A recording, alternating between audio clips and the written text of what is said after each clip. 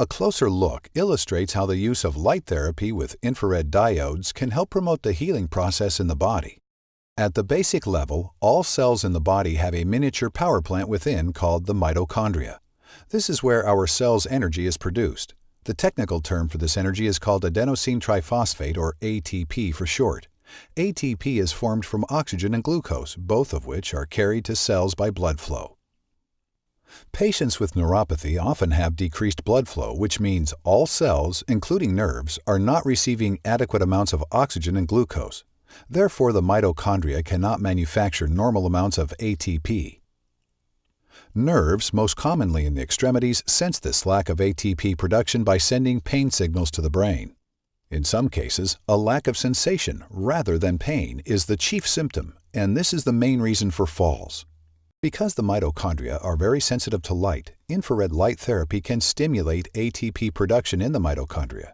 That is, if the nerves receive glucose and oxygen through increased blood flow to the nerves. Light energy stimulates the release of nitric oxide from hemoglobin into the bloodstream.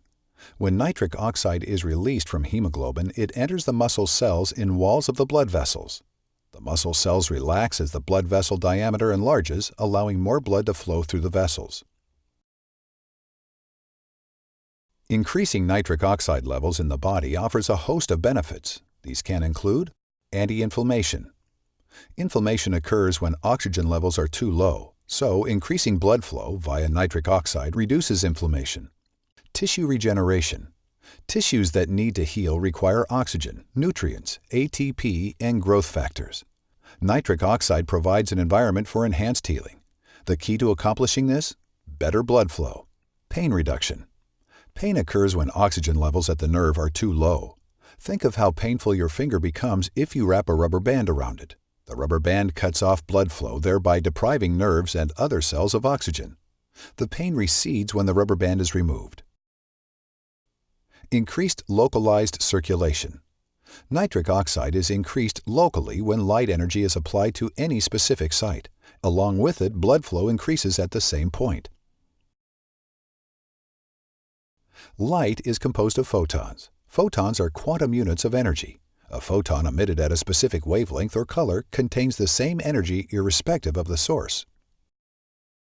Light near the blue end of the spectrum penetrates about 2 to 3 millimeters. Light at the red end of the spectrum penetrates about 8 to 10 millimeters. And near-infrared light penetrates about 20 to 100 millimeters. Near-infrared light is more energetic than visible light, less resistant to reflection and absorption, and therefore penetrates soft tissue to a deeper level. These are generalizations because the more red cells with hemoglobin in the path of the photons, the shallower the depth of the penetration. Remember, hemoglobin absorbs the near-infrared light energy, thereby releasing nitric oxide. The net result of light therapy is a cascade of beneficial chemical reactions throughout damaged nerve cells that stimulate healing. This response can be directly attributed to increased blood flow. This enhanced, localized blood flow improves tissue oxygenation and therefore plays a role in the following: improved sensation, which offers better gait and balance when walking; reduced pain, which can allow for better sleep at night, as well as reduced burning and stinging sensation in the extremities; increased oxygenation, which acts to reduce inflammation; and finally, increased circulation, which offers the body decreased wound incidences and shorter healing times.